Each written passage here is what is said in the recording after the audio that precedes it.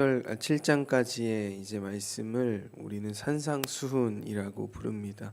예수님께서 산에 올라 무리에게 말씀을 가르치시는 이 장면이 바로 산상수훈, 산상설교입니다.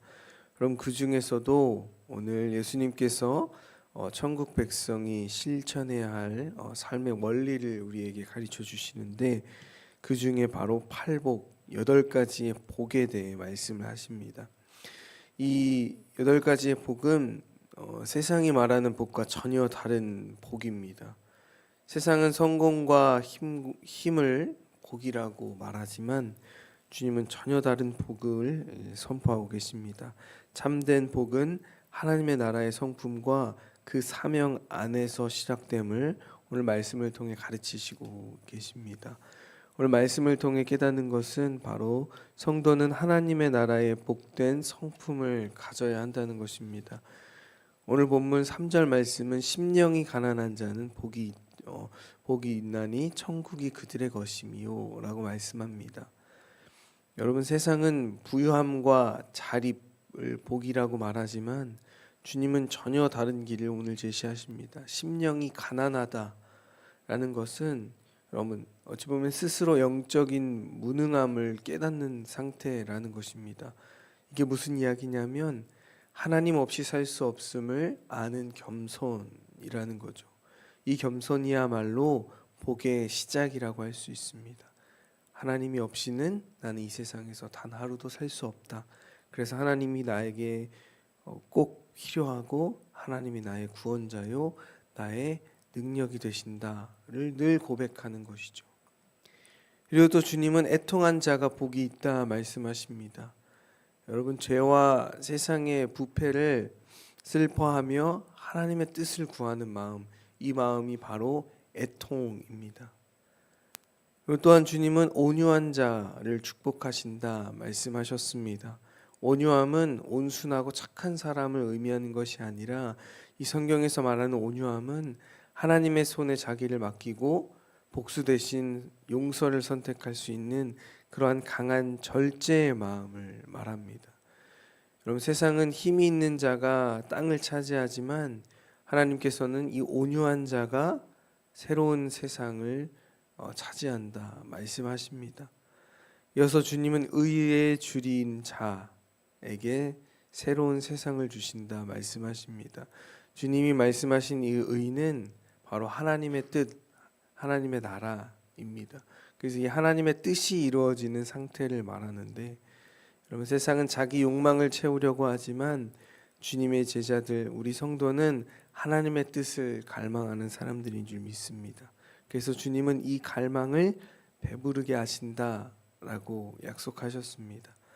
사랑하는 성도 여러분, 심령이 가난하고 또한 애통하고 온유하고 의를 갈망하는 이것이야말로 바로 하나님의 나라를 향한 성도의 첫 걸음인 줄 믿습니다. 그래서 세상의 복이 아닌 하나님의 나라의 복된 성품을 품고 오늘도 주님과 동행하시는 저와 여러분들 되시기를 간절히 소망합니다. 그리고 또한 하나님의 나라의 성도는 거룩한 관계 안에서 살아가야 합니다. 그래서 예수님은 제자들이 긍휼히 여기는 마음을 가져야 한다고 오늘 본문 7절 말씀에 말씀하십니다. 여러분, 여기서 말하는 이 긍휼의 마음은 단순한 동정의 마음이 아닙니다. 타인의 아픔을 함께 짊어질 수 있는 그러한 사랑의 마음이죠. 또한 주님께서는 마음이 청결한 사람이 하나님을 볼 것이다 말씀하십니다. 여러분, 여기에서도 말하는 청결함은 하나님을 향한 순전한 마음입니다. 여러분, 마음의 중심이 하나님께 있기에 이 혼탁한 세상 속에서도 하나님의 임재를 경험할 수 있는 것이죠.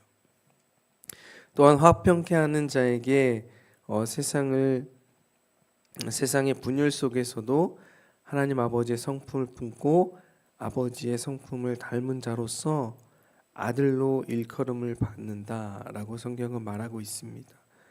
복음의 이러한 가치로 살아가는 자는 세상과 부딪힐 수밖에 없습니다. 그러나 주님은 그 고난 속에서 그 고난이 오늘 복이라고 말씀하십니다. 그 이유는 무엇이냐면 바로 하늘의 상이 준비되어 있기 때문이다 오늘 성경은 또 말씀하십니다. 하나님의 나라의 성품은 공동체 안에서 그 관계에서 드러납니다. 긍휼, 청결, 화평, 그리고 의로 인해 고난을 받는 것. 그래서 하나님의 백성이 이 세상 속에서 어떻게 살아가야 하는지를 오늘 말씀을 통해 성경은 우리에게 보여줍니다. 여러분들의 삶 속에서 하나님의 거룩한 성품이 실현되어서 여러분들을 통해 여러분들이 속한 그 공동체 안에 예수 그리스도의 사랑이 나타나고 또한 그 공동체 안, 그 관계 안에서 정말 하나님의 나라가 이루어지기를 주님의 이름으로 간절히 소망합니다. 마지막으로 성도는 세상을 변화시키는 제자의 사명으로 부름받았음을 기억해야 합니다. 오늘 예수님께서는 마지막으로 제자들은 이 세상의 빛이고 또한 소금이고 이렇게 말씀하십니다. 여러분, 소금은 부패를 막고 생명을 보존하는 역할을 합니다. 제자의 삶이 바로 이러한 삶이 되어야 할 줄 믿습니다. 이 세상의 부패를 막고 또한 우리가 이 세상에 살아갈 힘과 능력이 되는 그러한 삶을 살아가는 저와 여러분들 되어야 할 줄 믿습니다. 그래서 세상의 부패를 막는 방부제 같은 역할이 바로 우리의 역할이 되어야 합니다. 또한 우리는 이 세상의 빛이기에 빛은 어둠을 밝히고 길을 보여줍니다. 그래서 빛으로 오신 그리스도 안에서 빛의 자녀된 성도는 그 빛을 세상으로 향하게 해야 합니다.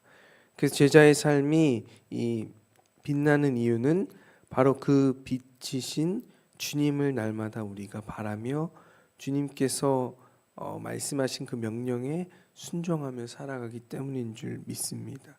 그래서 제자들의 선한 행실은 세상이 하나님께 영광을 돌리는 통로가 되는 것입니다.